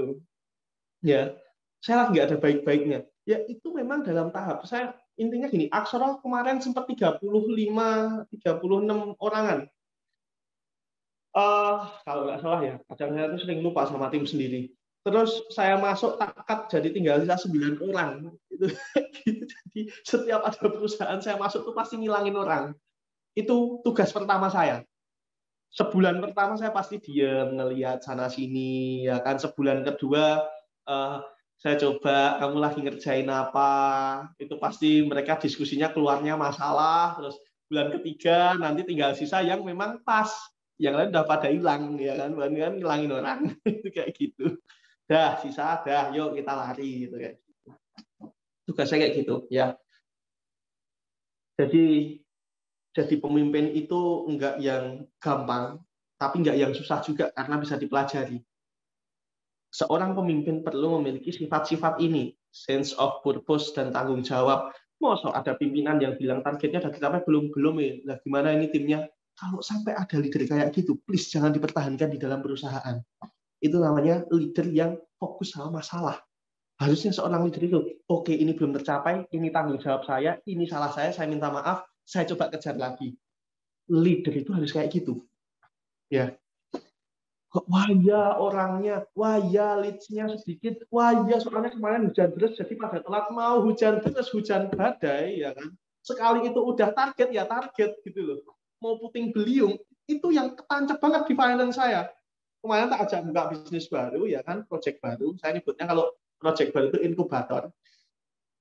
Kok kayak gini banget sih saya punya tim accounting?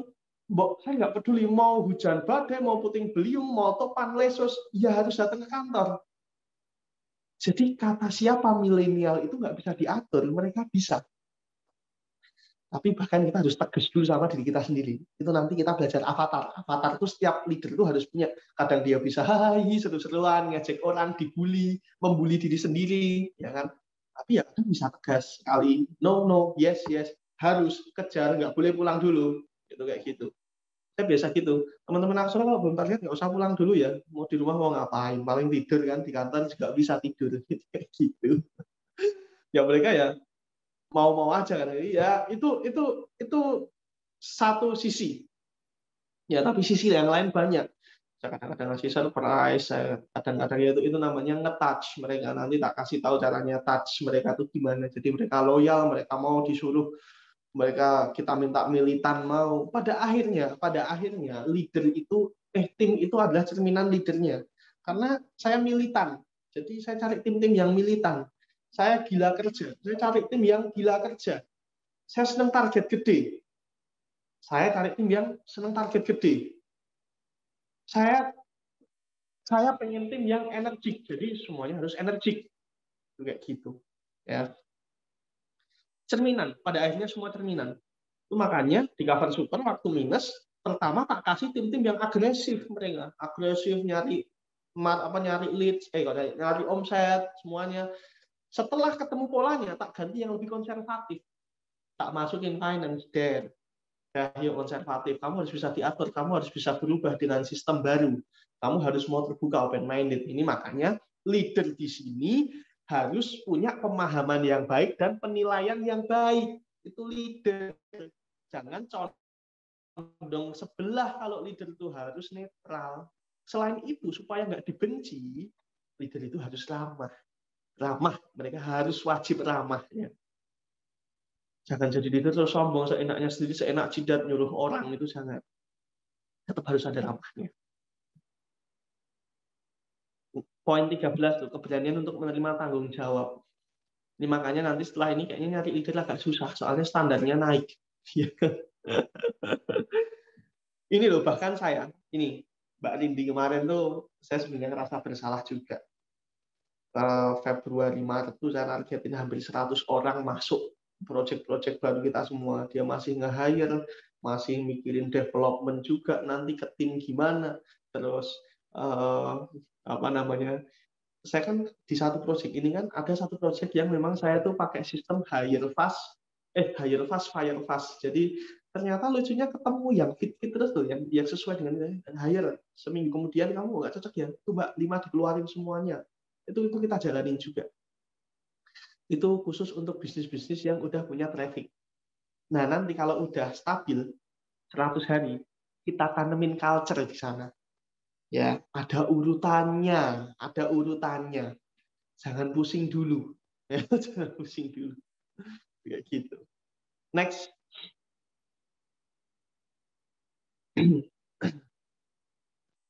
Pemimpin itu harus punya kejujuran, integritas, harus punya kepercayaan diri, harus punya komitmen, komunikator yang baik. Kalau leader aja komunikator yang buruk, itu nanti salah semua ke timnya jadi benci sama mereka. Ini saya udah punya pengalaman juga. Pengalaman tuh ini dulu dia HRD, tapi HRD ini baper sama timnya, terus berlindung di bawah manajemen. Ya manajemennya jadi kelihatan salah. Akhirnya pada waktu itu kamu tak hold dulu, saya turun langsung ke tim gimana, ada apa. Ternyata mereka tidak bisa mengungkapkan aspirasi nggak sih? Kalau misalnya pengen mengungkapkan sesuatu tapi bingung karena HRD-nya sendiri aja nggak paham, nggak bisa bonding sama timnya tuh nggak bisa. Leadernya juga nggak bisa pada saat itu.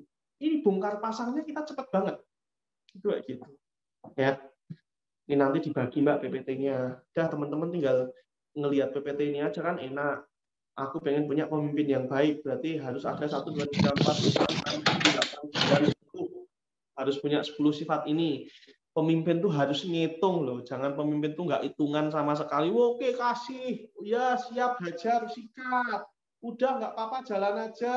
Nah, nanti perusahaan minus itu. Apalagi finance yang kayak gitu. Wah, suruh jadi sales aja. Nek sales nggak apa-apa kayak gitu. Tapi nek finance 1000-nya kemana? Kok 500-nya kurang? Kok kembaliannya nggak dikembaliin? Harus kayak gitu kalau finance ya. Dan leader harus mengharmonisasikan antara finance operation, marketing and sales. Kita harus di tengah tuh. Kayak apa namanya? Oke, yuk dipukul yang sini. Itu harmonisasi leader. Ya. Nggak usah bingung-bingung. Kalau mau cari pemimpin yang baik, ini dia listnya. Nanti hire kira-kira memenuhi kriteria ini enggak ganti cari lagi. Nah, itu kayak gitu aja kan enak tuh kalau kayak gitu. Oke, lanjut ya kita ya. Lanjut. Nih, treatment membangun frekuensi dengan next leader. BTW, ngomongin soal membangun frekuensi, saya nanti ada tamu spesial ya teman-teman. Kita coba dengerin dari beliau, dari orang ini. Saya kira kalau ngomongin soal frekuensi, beliau sangat jago. Ngomongin soal membangun frekuensi, nanti coba kita tanya. Membangun soal kegigihan tim, beliau sangat jago juga. Timnya mayoritas anak-anak muda. Lucu kan, anak-anak muda gimana bisa disiplin? Nah, itu kayak gitu. Tapi katanya nanti jam 4 ada tamu. Itu kayak gitu kan, saya cuman moderatorin. Itu kayak gitu. Jadi teman-teman nggak usah bingung. Nah ini, bagaimana treatment membangun frekuensi dengan next leader. Jadi pasti ada ya kita ya, oh kamu calon-calon next leaderku, kamu calon-calon yang gantiin saya nanti jadi leader. Yuk Mbak, next.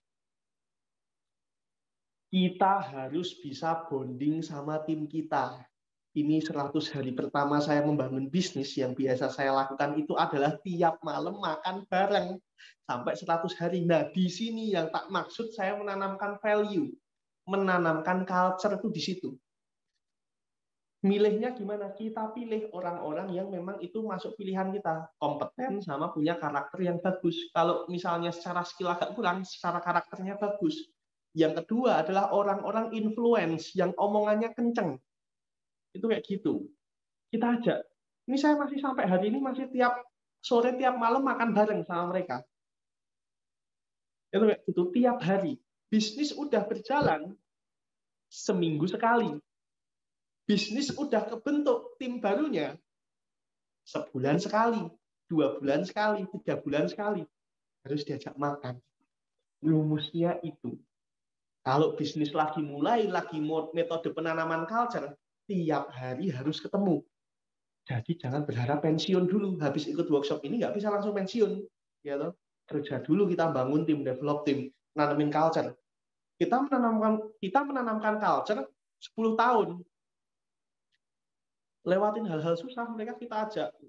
Mereka orang-orang yang perusahaan minus masih bertahan di dalam, mereka orang-orang yang ada hal susah di perusahaan nggak lari, nggak resign, mereka orang-orang yang setiap ada hal baru mereka mau menerima dan mau berubah.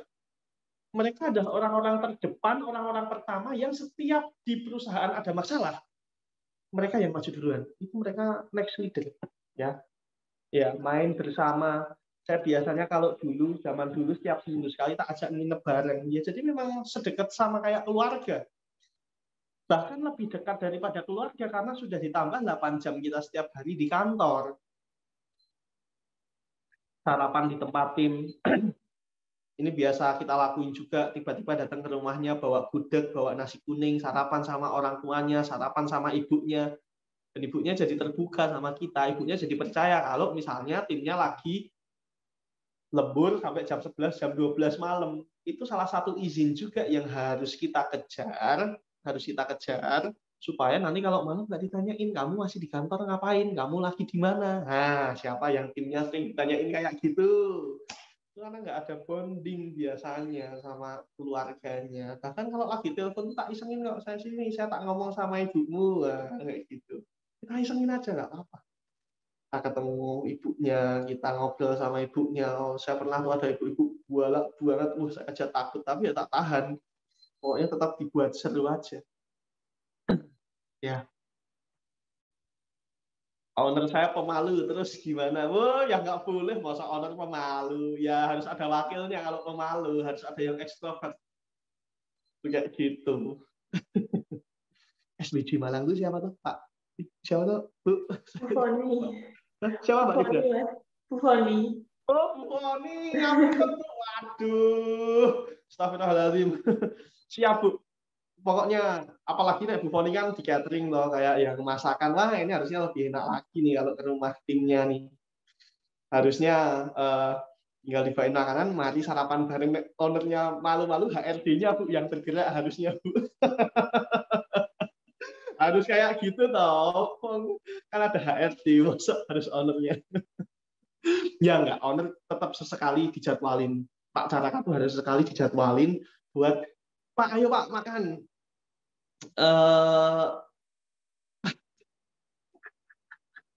Pak, Pak ayo Pak makan. Di sini Pak udah nih, udah tak jadwalin. Mas Afan kalau istrinya suka cari aman gimana bentuknya?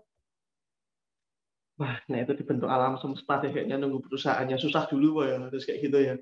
Tapi kalau leader selalu cari aman, harus ngangkat satu leader lagi yang memang dia ngambil resiko. Ini yang selalu melengkapi.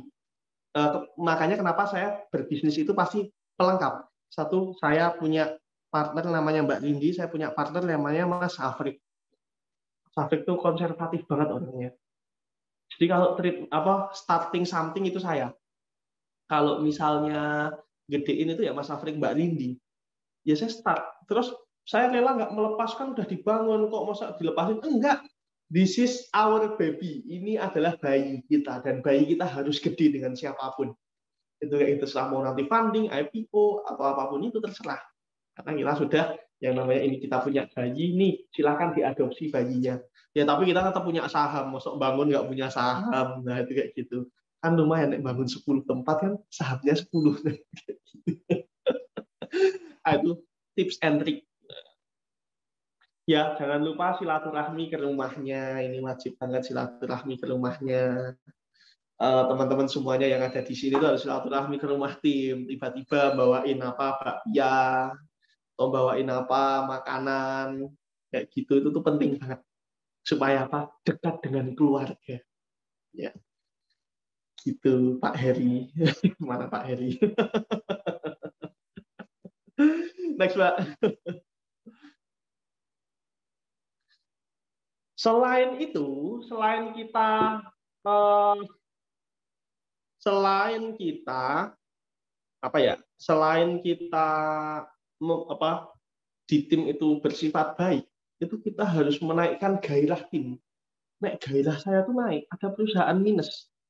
Sampai sekarang tuh saya bosen, coba sekali-kali saya nggak mau perusahaan minus yang dikasihin ke saya, malah apa-apa minus terus, masalah sama orang lagi, ketemu hal-hal complicated lagi, ya, itu udah cukup membuat saya terlihat 37, 34 tahun, 10 tahun lebih tua lah ya. Kadang tuh kalau ada orang tuh terus nggak percaya, mosok kamu masih segitu, itu kayak gitu. Tapi satu hal, teman-teman semuanya, kadang saya lihat tim itu, kadang dari matanya juga, sorot matanya itu cukup tajam atau enggak. Ada juga yang tasong itu tatapan kosong. Nah itu biasanya nggak paham apa-apa, nggak dong apa-apa. Tim ada yang tasong kayak gitu tuh segera diingatkan atau segera di-develop. Karena nanti kalau nggak nanti cuma gimana, bisa kok kayak gini. Nah itu kayak gitu. Punya nggak tim yang kayak gitu? Kalau punya segera dikelompokkan sendiri. Ya hati-hati, jangan lama-lama bareng kita. Nanti kalau lama-lama bareng kita apa? Kita sendiri yang bingung, pusing. Yang harusnya kan namanya bisnis tuh pusing pasti, membangun tim tuh pusing pasti. Ya minimal ya saya nggak pas sebenarnya ngomongin ini karena mimpi saya waktu tidur pun masih mimpi kerjaan itu kayak gitu ya, mimpinya masih ini laporannya gimana kok nggak ada, punya karena lagi putus cinta. Itu putus cinta juga tuh itu harus, jadi gini, saya selalu bilang sama tim bahwa kalau kamu lagi nggak bagus, mukamu lagi nggak bagus, mending nggak usah ke kantor deh, bikin nggak bagus gitu loh hawanya tuh, itu kayak gitu, itu concern saya banget tuh. Dulu pernah ada, tapi udah nggak di sini lagi. Bahkan sekarang core timnya Aksara itu mayoritas berubah. Karena memang, kenapa berubah? Karena nggak reliable lagi, udah nggak relevan lagi tim yang lama. Semua kita ganti. Tinggal sisa siapa ya? Teguh kalau netral, ilmu Teguh netral. Tinggal sisa saya tok kayaknya. Yang lain kita ganti semuanya. Di skor, kabeh di skor. Itu kayak gitu ya. Jadi ya meng-hire orang juga ada skor. Itu jadi ya itu apa? Hal yang lumrah di dalam bisnis, mengganti tim itu hal yang lumrah. Jadi jangan terlalu baper. Itu kayak gitu ya. Tapi satu, kita perlu tahu tantangan apa aja sih yang menaikkan gairah tim. Kita perlu tahu. Next. Jadi sebelum kita menaikkan gairah tim, kita harus tahu apa dulu kebutuhan mereka. Kita harus mengerti apa kebutuhan mereka. Itu dulu. Soft skill gimana ngukurnya, ini pertanyaan menarik. Kita harus tahu dulu kebutuhan mereka. Mengerti apa kebutuhan mereka itu jauh lebih penting, karena itu akan membuat mereka percaya sama kita. Kenapa percaya? Oh, leaderku memahami aku. Itu kayak gitu. Karena banyak orang yang tantangan asal ngasih tantangan aja. Nggak jadi naik, nggak jadi gairah timnya naik, malah jadi down. Serius aku disuruh bangkit game nih keluar negeri. Itu kayak gitu. Itu makanya dimulai dari itu dulu. Next. Ternyata setelah diajak ngobrol, kadang tim kita tuh seneng hal-hal yang out of the box tuh, di luar rutinitas yang tiap hari dilakukan.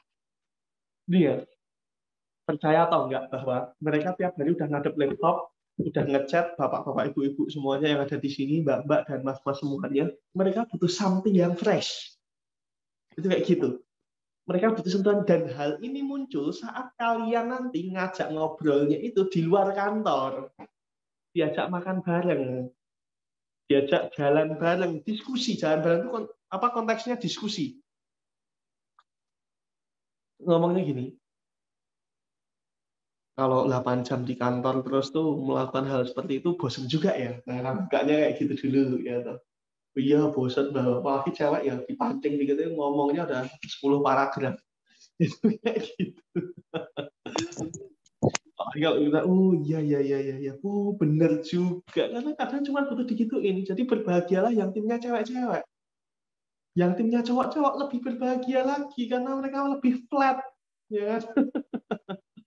Selain lebih flat, Kita ngasihnya lebih enak. Kalau cewek kita harus ngasihnya rutin, Mbak. Jangan lupa minum, tak kasih aqua ya. Semangat kerjanya. Kayak gitu kan kadang-kadang udah happy. Nek cowok, ih apaan sih homo ya. Nah, nek cowok digituin kita kasih aqua.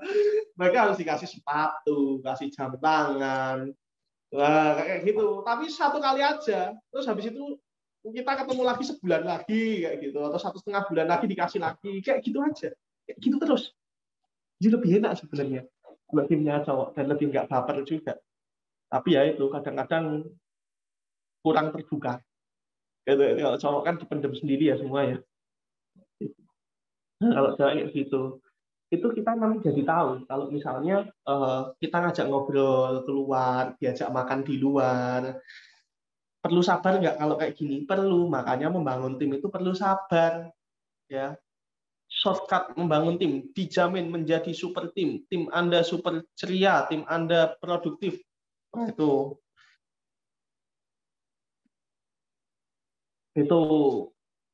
kalau ada saya juga mau ikut. Nah, karena ini kita satuin dulu ya mindsetnya ya, bahwa membangun tim itu long term game. Gamenya panjang banget, serius. Kita harus sabar di situ. Ngajak makan, ya kan, ngajak ngobrol, kita jadi tahu hal-hal yang sebenarnya keinginan dia apa. Kita bisa memahami keinginan. Kuncinya satu, membuat tim loyal itu. Kita sabar nih, nanti tak share nih melakukan hal-hal ini, sabar. Terus yang kedua, kita mau mengesampingkan kepentingan pribadi kita, itu kita copot dulu jauh-jauh. Sudut pandang kita saat ngobrol sama saat mendevelop tim itu adalah melayani. Dan yang namanya pelayan itu ada yang customer-nya loyal, ada yang ditinggal habis itu. Ya udah, namanya juga pelayan. Tapi siap nggak kita sebagai leader nurunin ego kita dulu? Sabar, serius. Siap nggak nurunin ego kita dulu? Jadi pelayan dulu buat tim kita, sabar nggak? Apa yang bisa saya bantu? Kesusahannya apa? Mbak, kamu butuh apa? Mas, aku mau ditemenin kerja, oke. Mau kerja di mana? Ayo tak temenin, gitu. Mas, aku mau kerja dari rumah, ya boleh kerja dari rumah. Ya walaupun di belakang, Mbak, gimana Mbak progresnya? Aman toh Mbak? Mbak gimana? Mas gimana? Udah tercapai belum targetnya Mas? Gimana progres ini? Laporannya apa? Itu kita minta. Tapi kita apa ya? Menaruh atau mindset kita tuh jadi pelayan dulu. Nanti tim kita loyal kalau kayak gitu. Jangan terlalu bosi. Mereka tuh nggak senang pemimpin yang terlalu bosi tuh. Walaupun mindset kita ya ini perusahaan kita, saya ownernya, saya foundernya, tapi kita tetap jiwanya pelayan. Maksud nggak? Maksudnya kayak penempatan kita tuh paham nggak? Tegasnya kita dapat, ramahnya kita dapat. Seperti di awal tadi, pemimpin tuh harus punya sifat ramah, harus punya sifat melayani timnya. Itu kayak gitu. Itu nanti tim loyal sama kita. Uang saya pribadi itu sering keluar buat tim. Kalau tanya gaji saya, ya saya gajian juga ya di luar. Kalau ada bagi hasil ya bagi, kalau nggak ada ya bagi minus biasanya. Itu ya bagi BEP.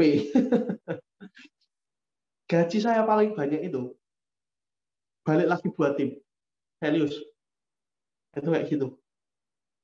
Balik lagi buat tim, makan kita bayarin. Sampai kemarin tuh kalau saya makan sama tim tuh biasanya, Mas, istrinya di rumah lagi ngapain, lagi gini, bawain Mas. Sehari sekali, 2 kali, 3 kali, lalu keempat, Mas, aku tak bungkus ya Mas buat istri. Kayak jadi kayak gitu.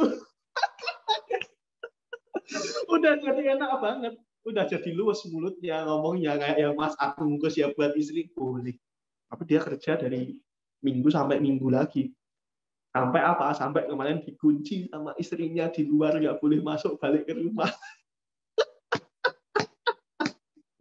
Tapi ya beda. Tapi terus akhirnya kita touch, kan lagi punya anak baru.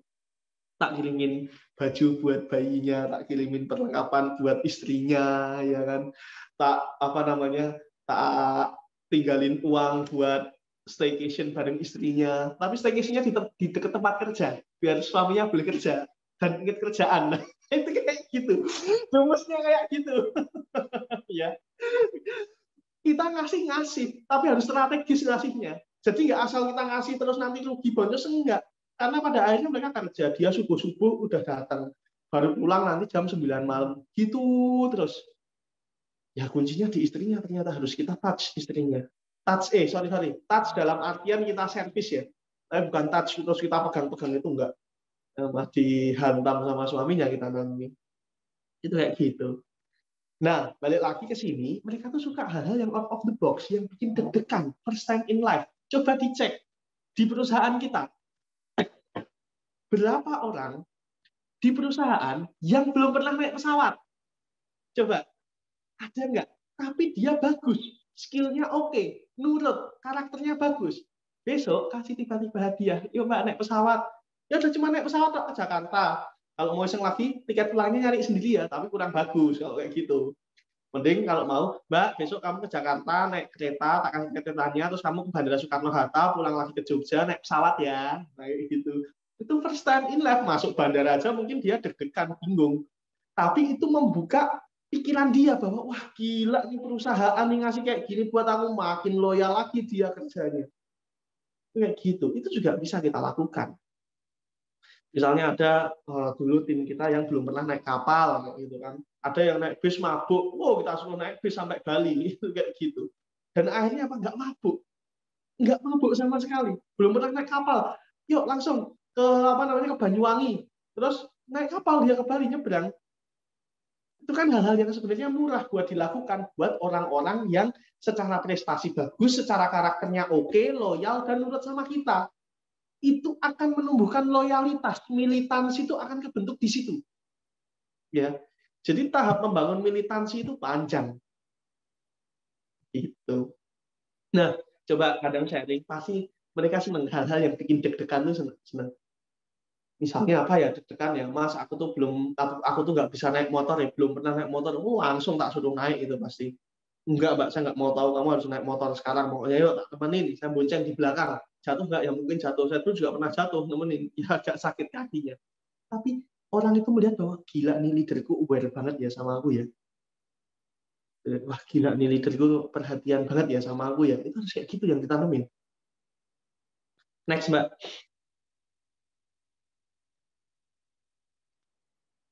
Ya, melakukan hal atau tantangan yang bukan menjadi rutinitas. Kita harus melihat bahwa rutinitasnya tim packing, operasional itu packing. Rutinitasnya tim deal maker itu atau tim sales itu ya selling. Rutinitasnya tim marketing itu ya bikin konten, bla bla bla dan lain-lain diiklanin. Rutinitasnya CEO, pimpinan follow up gitu. Tapi kita harus ngasih sesuatu yang di luar rutinitas itu. Itu kayak gitu ya. Kita harus bisa ngelis apa aja sih yang di luar rutinitas. Kadang-kadang dulu karena di dekat kita ada ini pengusaha pasir, ada tim kita yang kita minta buat sana coba bantuin tuh Pak Pasir tuh nyaringin pasir tuh, jadi ngangkatin pasir gitu. Kadang mereka ada happy, terus ada happy-happynya juga gitu. Terus kalau kita dulu ada Mbak, kamu dia kan marketing, dia kan sales, sana Mbak coba motongin kain sama jahit diproduksi gitu. One day one shoes, kita tuker. Itu ternyata merefresh mereka, menambah sudut pandang mereka bahwa oh ternyata saya harus kayak gini ke tim produksi. Oh ternyata saya harus lebih bersyukur karena ada kerjaan yang lebih nggak enak daripada saya karena harus angkut-angkut pasir. Itu membuat itu. Tergantung tujuannya apa. Tujuannya dulu. Kita mau ngapain ke dia. Itu kayak gitu. Kalau tujuan kita mau mau membuat lebih bersyukur, kasih hal-hal yang misalnya sana coba nginep di rumahnya pemulung tuh di sana kayak gitu sehari aja, bikin dia lebih bersyukur, bikin membuat mata mereka jauh lebih terbuka bahwa kerjaanmu tuh udah enak. Nah, hal-hal seperti itu tuh kadang simpel, tapi tim itu merasa bahwa mereka dipahami oleh leadernya. Dan untuk dipahami oleh seorang leader itu sangat dibutuhkan banget sama tim yang ada di bawah kita. Kayak gitu. Ini BTW ada 101 orang di sini nggak pada ngantuk tuh saya ngomong kayak gini. Saya takutnya pada ngantuk nih. Kayak gitu. Itu gitu. Itu makanya standar pelayanan saya sama tim itu agak gede. Jadi kalau ada memang nanti aja lah kita ngobrolnya nggak terlalu jauh. Ya. Tapi tantangan ini jadi rutinitas tuh penting banget. Jadi menghilangkan rutinitas harian yang bikin mereka boring. Kirimin kopi ke sini boleh Mas, biar nggak ngantuk. Mas Faris tuh tinggalnya di mana? Mbak Lala monitor. Wih. Ayo dikirimin kopi tuh, ngantuk tuh. Aku juga habis dibeliin kopi. Aju kopi. Sambil ngopi nggak apa-apa ya. Ya, kayak gitu teman-teman semuanya. Ya, ngasih sesuatu yang bukan menjadi rutinitas mereka, itu akan membuat mereka happy. Sedikit deg-degan, tapi termotivasi. Habis itu mereka berterima kasih sama kita. Aduh Mas, thank you banget. Serius Mas, pengalaman pertamaku. Terus biasanya pada nge-WA kayak gitu. Weh, siap, semangat terus Mbak. Pokoknya tetap konsisten, tetap produktif, tetap ngotot terus. Ya, akhirnya tercapai targetnya. Alhamdulillah. Untung di kita, profit naik. Nah, kayak gitu kan. Itu sebenarnya cara-cara simpel. Saya walaupun ngasih-ngasih kayak gitu, tak hitung. Ya kontribusi apa ya? Profitnya berapa ya? Oh, profitnya segini. Wah, cukuplah ini buat beliin pesawat. Nanti pasti habis itu dia jadi dulu terus apa kerja lebih militan lagi. Nah, itu kayak gitu. Saya ngasih apa? Kalau nginep di hotel itu namanya apa, Mbak? Nginep 1 hari, nginep. Staycation. Hah? Staycation. Staycation. Nah, staycation. Saya tuh ngasih staycation ke tim, tapi sebelum itu tak lihat kontribusinya apa. Wah, dia kemarin profit segini, tak kasih hotel agak mahal dikit. Nih Mbak, Mas. Atau kalau enggak, Mas dan Mbak yang udah suami istri. Kadang kalau Mbak-mbak kayak gitu tuh, cewek itu mau dikasih hotel bintang 5 atau hotel bintang 3, ya beda sih. Kalau cewek yang paham, tapi cewek yang nggak paham tuh ya sama aja, sama-sama satu. Kuncinya konsisten. Nah, itu kayak gitu. Nah, staycation itu, mereka tuh staycation, suami istri, saya lihat loh suaminya ini pekerja keras ini, Mas, aku punya kejutan buat istri, biar istrinya makin happy lah gitu. Apa Mas? Ini Mas, tak kasih staycation Sabtu Minggu, atau kalau saya biasa ngasih staycation, atau kalau ngasih staycation biasanya nggak di Sabtu Minggu, yang murah, Selasa Rebu, Senin Selasa, harga hotel murah. Nah itu kayak gitu ya. Mas, nih Mas, besok libur dulu aja Mas, Selasa sama Rabu. Tapi titip Minggu masuk ya. Nah, kayak gitu ngomong aja, Minggu masuk. Tapi, di sini tuh. Lagi pada gebrak-gebrak meja. Nah, TKA biasa gebrak-gebrak meja ya. Nah, itu hari Selasa Rebu, hari Senin Selasa tak kasih staycation. Mas, ini Mas, besok nginep Senin apa Selasa libur ya, nginep sama istri. Tapi Seninnya masuk. Mereka kan masuk sore ya. Nah, itu kayak gitu. Mas, tapi tetap ya Minggu kerjaan diselesaikan dulu. Nah, kita ngomongnya kayak gitu, dia tetap masuk. Tapi Selasanya liburnya kan sama, tapi istrinya kena, anaknya kena, suaminya juga kena, merasa istrinya dipahami. Itu kayak gitu. Kadang tuh simple cara-cara gitu, cuman kita nggak mau mikir aja. Saya nggak mau mikir. Padahal kalau dihitung itu juga simple. Ya, ini makanya kita harus paham yang namanya perasaan manusia itu selalu naik turun. Saat naik dah disemangatin, saat turun kita harus paham treatmentnya itu harus gimana. Itu kayak gitu. Itu kadang hal-hal kayak gitu kan. Makanya saya selalu berpesan bahwa leadernya rada modus. Poni bisa aja. Small things itu matters buat saya. Hal-hal kecil itu sangat penting buat saya. Itu kayak gitu. Karena kita bisa memahami manusia, saat kita bisa memahami manusia itu kita bisa memahami bisnis. Karena bisnis running by people. Ya, bisnis itu berjalan dari sekumpulan manusia. Nah, treatment robot saya bingung lagi gimana caranya treatment robot ya kan? Ya beruntungnya sekarang belum robot. Nah, ilmu mentreatment manusia ini tidak bisa dirobotkan. Beda kalau robot yang ngasih treatment, anjir, gue dikasih di treatment sama robot, coy. Kan nggak bisa. Kecuali robot ke robot. Nah, itu kayak gitu. Oke, next, Mbak. Semoga nggak pada ngantuk. Nih, melakukan hal-hal yang belum pernah dilakukan secara spontan. Misalnya, sore ini Mbak, kamu udah pernah ke Jakarta belum? Belum ya Mas? Oke, kamu sore ini tak beliin tiket, langsung antigen berangkat ke Jakarta ya. Terus nanti ke sana foto-foto dulu ke Grand Indonesia, Monas, dan lain-lain. Nanti fotonya dikirim ke grup tim, habis itu nanti kamu pulang lagi aja. Kayak gitu. Terus Mas, aku duitnya di sana gimana ya? Udah tak kasih 100.000, terserah mau buat apa. Itu udah seneng kayak gitu tuh orang itu digituin. kan kemarin pada tanya tuh membuat loyal itu gimana. Nah, kita siap nggak nge-treatment kayak gini? Ya, siap nggak kita nge-treatment? Bahkan yang udah kita treatment kayak gini, kadang sering lepas juga. Ya nggak apa-apa. Banyak kemarin tuh habis lepas, wah saya kayaknya investasinya udah kebanyakan terus lepas, emosi nggak? Ya lumayan emosi sedikit. Tapi saya paham bahwa di balik hal yang tidak enak tuh pasti akan datang sesuatu yang enak datang ke kita. Itu saya selalu percaya sama hal-hal kayak gitu. Ya. Terus misalnya, dulu, zaman dulu nih ya, zaman dulu sebelum corona, wah pengen banget deh rasanya ke Maldives. Itu langsung on the spot pada saat itu, kita beliin tiket ke Maldives, sana berangkat. Langsung on the spot. Makanya, sejak zaman dulu, kita diinspirasi wajib yang namanya punya paspor. Supaya kalau ada celetukan-celetukan orang kayak gitu, kita enak. Wah, aku mau ke Perancis ya. Nah, mikir itu saya kalau kayak gitu. Kecuali ada pesawat diskonan harga 5 juta, tak beliin langsung. Kayak gitu. Itu kita selalu kayak gitu. Itu memberikan experience ke tim. Tim jadi loyal sama kita. Wah, gila, aku gara-gara di kantor jadi pernah ke Maldives. Gitu. Kalau nggak karena kantornya, mungkin belum pernah sampai ke sana. Dulu ada yang minta umroh, kayak gitu kan, ya target dulu baru umroh, gitu. Ternyata target saya kaget, ya lumayan profitnya, 20 kali lipat dari biaya umrohnya kan, ya nggak apa-apa kita umrohin.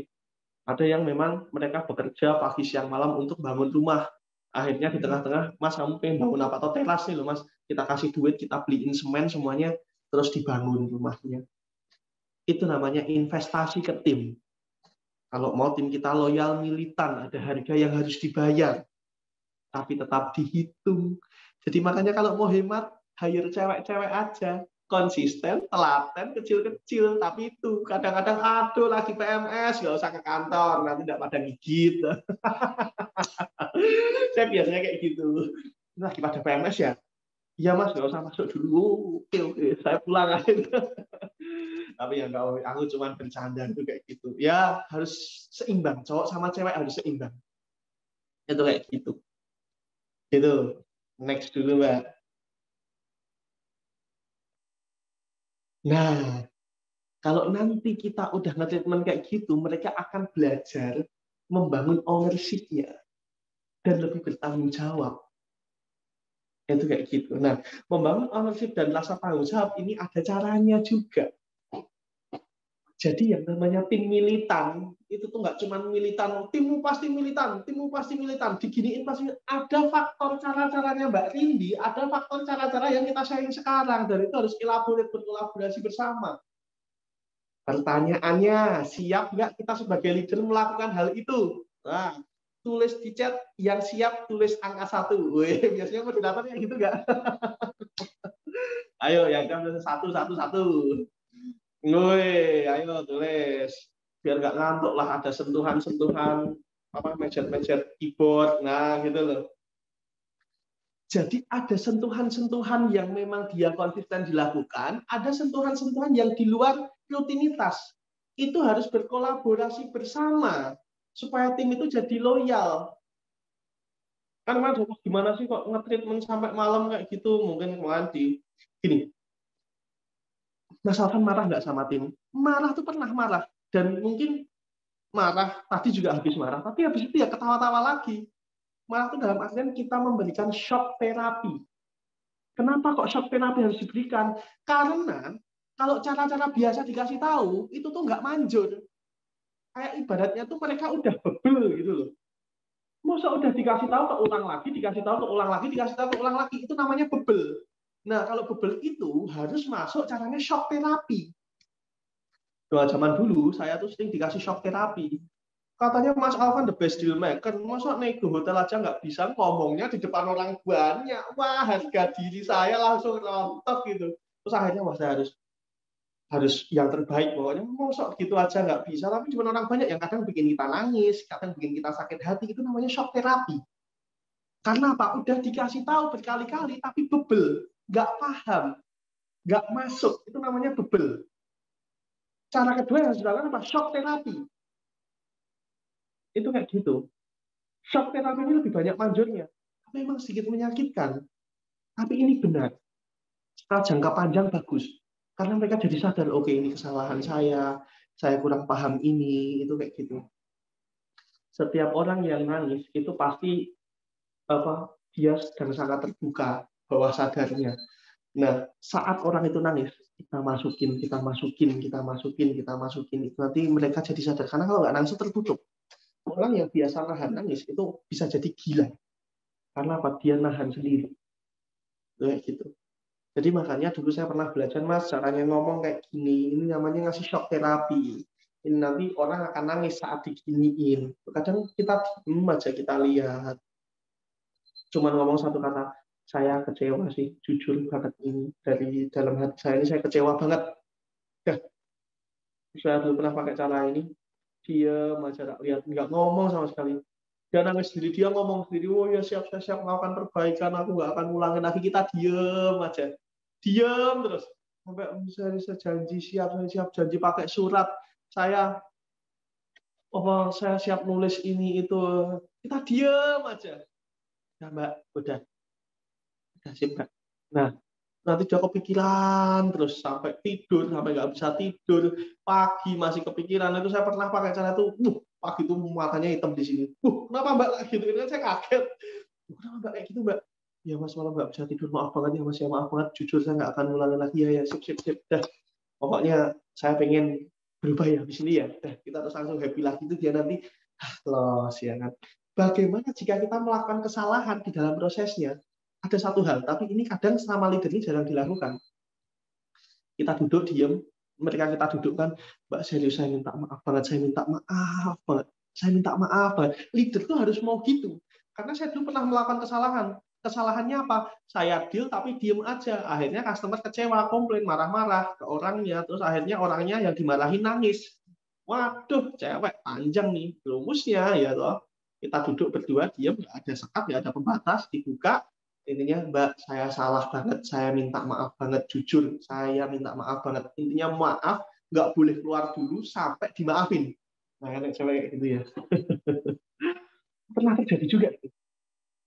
Wah, cerita sampai mana ini? Sampai cewek-cewek. Nek cowok gimana? Nek cowok lebih santai. Bro, sorry banget, serius, sorry banget, bro. Tapi nek cewek cowok kan nggak banyak diambil perasaan ya. Cewek. Nah, kalau cowok banyak baper, coba dicek. Jangan-jangan cewek dia, tapi parasnya cowok. Nah, itu kayak gitu. Cowok kok baper, leader kok baper, ya nggak boleh toh. Ya boleh sih sesekali, nggak apa-apa, tapi jangan kelihatan orang. Kayak gitu ya. Caranya kayak gitu. Yuk, Mbak, next. Bagaimana menumbuhkan ownership dan ngasih rasa tanggung jawab nih, tak kasih nih. Pimpin dengan memberi contoh, jangan direction tok. Kayak gitu. Mas, kamu ke Jakarta ya? Kita belum pernah ke Jakarta. Ya elah, aku udah pernah ke Jakarta, masuk kamu belum? Tak bikin bisnis sendiri ya. Nanti jadinya kayak gitu loh, aku pernah ke Jakarta, nggak paham ya maksud saya ya. Jadi, bagaimana menumbuhkan sifat itu? Tim mengambil isyarat dari pemimpinnya. Sangat penting untuk menghayati dan melaksanakan nilai-nilai yang telah Anda terapkan. Be authentic. Itu kalau culture mau jalan, kita sebagai pimpinan sendiri juga harus menjalankan culture-nya. Mas harus Mas dan Mbak. Ya, kita harus Mas dan Mbak. Dan kita boleh menegur orang setelah 100 hari. Sebelum 100 hari jangan negur sama sekali. Kita harus membiasakan culture penerapan di perusahaan itu 100 hari. Ya, kita udah proof ngomong itu tuh. Karena kalau nggak kayak gitu ya nggak proof nanti, wah apaan sih Mas Alvan ini cuma ngomong doang, ngomong yang bahasa Jawa pada hari ini, ngomong pakai bahasa Jawa. Padahal kan nggak boleh ngomong bahasa Jawa. Nah itu loh. Ya. Nah, yang kedua, yang biasanya seorang leader itu harga diri, mosok saya salah harus mengakui. Ketika salah tuh leader harus, oke, ini salah saya minta maaf. Saya coba perbaiki untuk ke depan lebih baik. Ngomong kayak gitu. Berani nggak kita sebagai seorang leader kayak gitu? Ayo, coba berani nggak ngelakuin kesalahan? Bahkan saya kemarin lupa naruh masker di denda ya, saya bilang ya saya minta maaf itu masker saya didenda kayak gitu. Setiap ada hukuman, kalau itu karena kesalahan seorang leadernya, leader harus ada terdepan untuk mengakui itu. Itu kayak gitu. Minta maaf itu nggak lama. Ngomong 1 menit, Pak Mujiono, maaf ya Pak ya, karena saya ngisi, ini Pak Mujiono jadi ngantuk, ini saya yang ngisi. Besok saya belajar lebih baik lagi Pak ngisinya. Cuman ngomong itu kan simple, tapi leader itu kebanyakan harga diri. Nggak mau ngomong kayak gitu. Padahal ngomong itu simple. Galak, nggak apa-apa, tegas, nggak apa-apa. Tapi kalau salah minta maaf. Ya, kalau ada yang kurang pas diingetin. Kalau ada yang kurang pas, kita harus mau diingatkan. Oh, oke, salah, sorry. Kayak gitu. Jadi orang melihat kita, oh ya bisa jadi contoh. Kita harus dekat tanpa ada batasan. Ya, batasan boleh, tapi kayak bagaimana cara dekat tapi tetap orang itu respect adalah ya ini cara-cara kayak gini nih kita lakukan.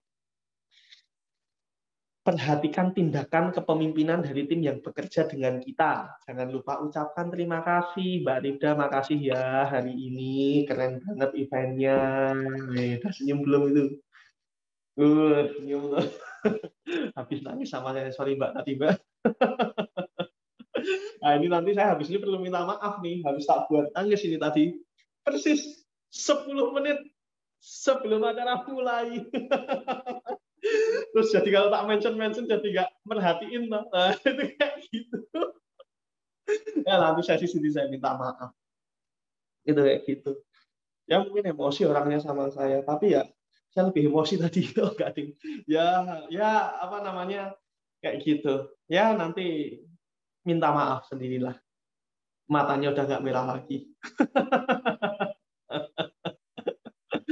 Ya merayakan pencapaian tim setiap ada kesempatan. Wih, keren kemarin deal dan semuanya. Kalau ada leader baru, biar panggungnya leader baru yang merayakan. Kita jangan ikut-ikut. Kita ngasih apresiasi aja ke leader barunya. Karena itu panggung mereka. Saya selalu pakai rumus itu. Ya iyalah, kalau ada kesalahan kita yang maju duluan, kita yang tanggung jawab. Kalau ada pencapaian, leader itu yang harus merayakan. Kita ngasih apresiasi ke leadernya. Ke timnya, kita ucapin terima kasih aja. Tapi kalau ada perayaan dan lain-lain, biar mereka yang merayakan.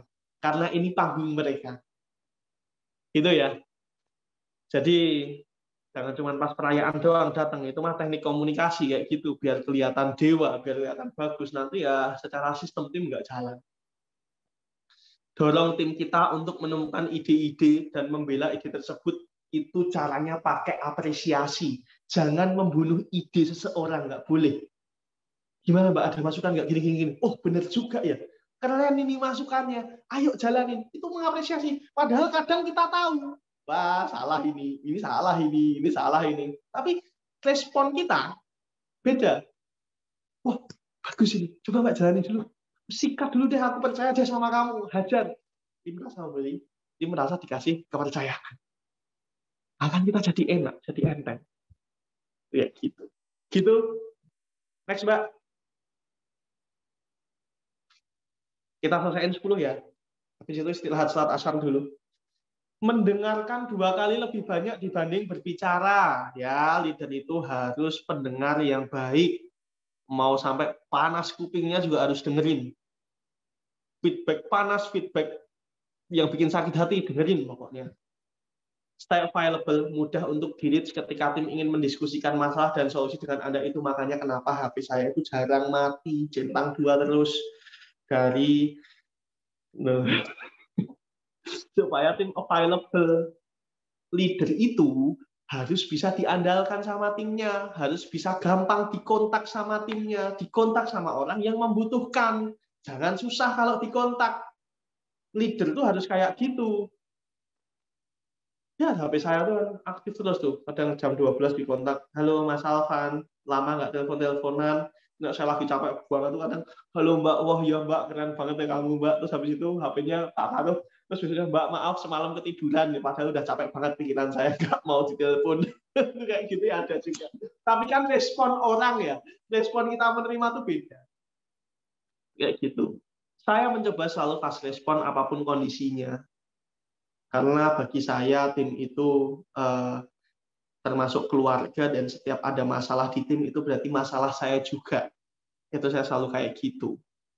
Jadi apapun kondisinya, saya harus tetap available untuk dihubungin sama mereka. Mereka nge-reach saya gampang, kalau ada masalah ya gampang. Kadang kalau ada masalah ya, Mbak, buat ngelatih kedewasaan ya Mbak, sorry saya nggak ngasih solusi yang spesifik, tapi solusinya tak kembaliin ke Mbak Dina lagi, misalnya kayak gitu. Belajar lebih dewasa pokoknya Mbak, ini karena bagus buat teman-teman semuanya. Kadang tak gituin, tapi tak jawab tetap. Saya mencoba itu makanya menurut saya small things itu matters banget buat saya. Di kontak aja susah, apalagi di kehidupan nyata. Itu kayak gitu.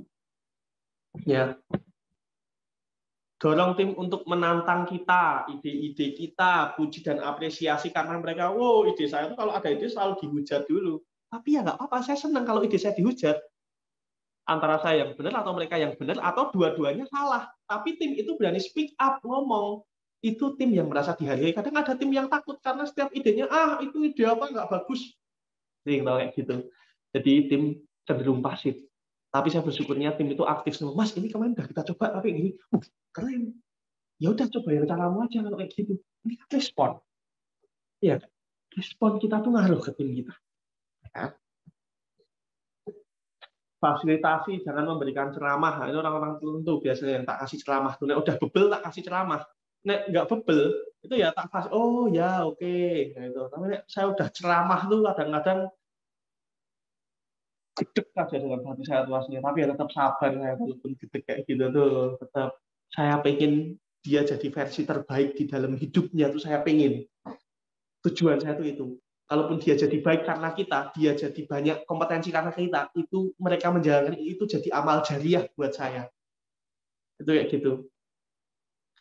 Itu jadi amal jariah ya, ibadah saya sering telat atau kadang sering kelewatan, minimal punya amal jariah lah yang bisa nolongin saya. Kayak gitu. Terakhir, berikan feedback yang jelas dan bermanfaat untuk semua orang.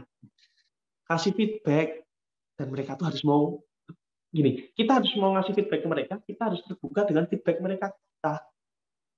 Ya, kayak gitu. Jangan emosional kalau dikasih feedback. Oh ya, oke sip, saya akui, saya salah, benar feedback, masukannya bagus banget, terima kasih. Coba saya jalankan. Gitu, teman-teman semuanya, kita istirahat sholat asar dulu. Mbak Nifda, kasih tak balikin waktunya ke Mbak Ika lagi. Thank you banget teman-teman semuanya. Oke.